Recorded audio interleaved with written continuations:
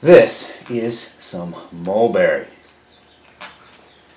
It was a local tree the gentleman was cutting down in the way of his carport, making a mess on the ground or whatnot.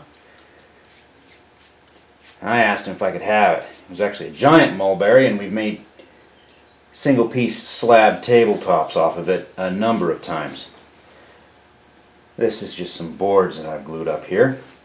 The baking soda turns the mulberry some pretty bright colors. Sort of brings out the yellow a lot. And it's very difficult to sand it out. So I've found very early on that if you're going to do etching on the mulberry, which seems to take it okay, you got to coat the whole piece.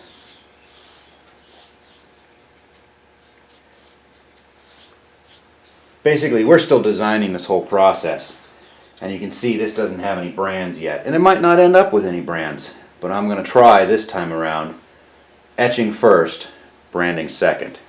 See how it works. Okay, so let's fire us up here.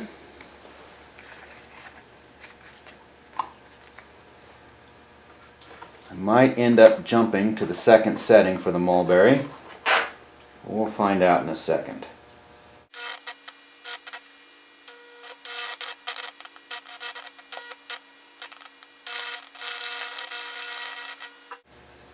There, we got her. Now we're burning.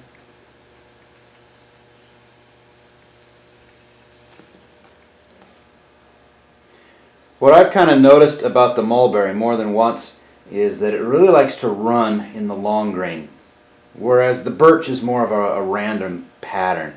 And I assume that's simply because of how it absorbs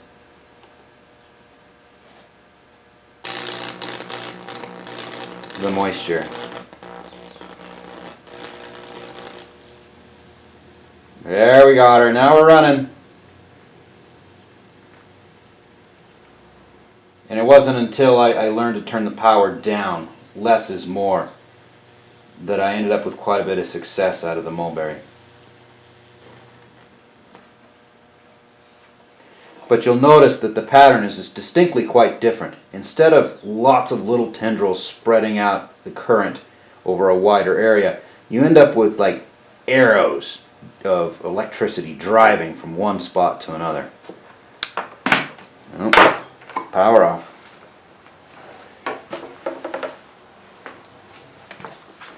I'm really not happy with that setup. I'm happy with how I can make it go where I want it to better, but I'm not happy with the way it's all hooked up here.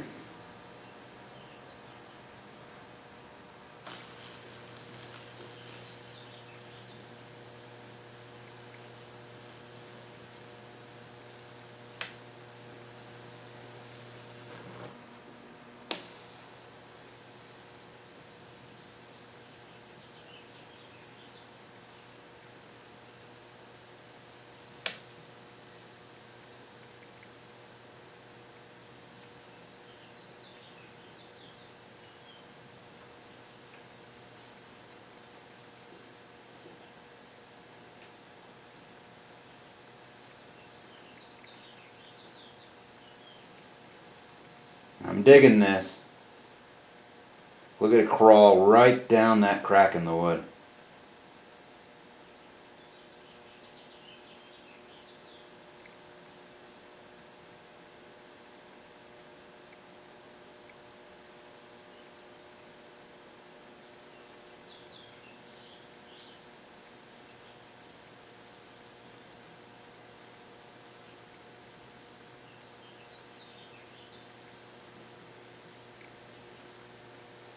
Two star-crossed lovers about to meet.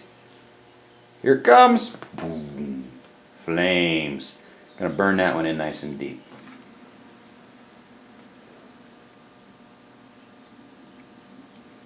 It's almost like a coiled snake there. We put the brand right here.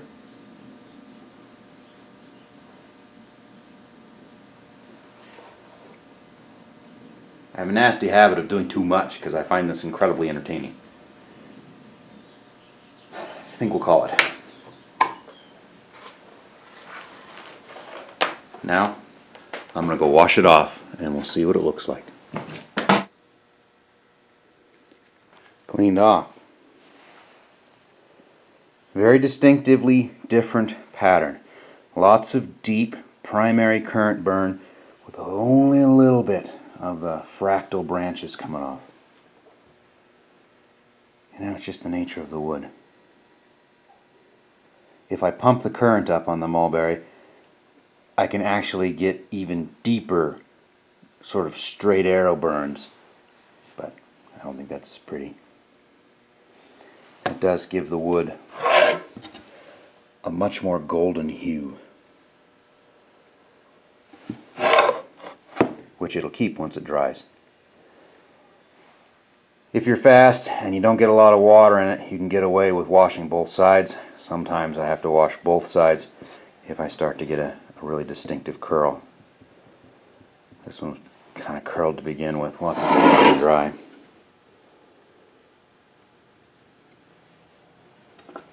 Since it's curling, dishing away, you know it's not the result of the water.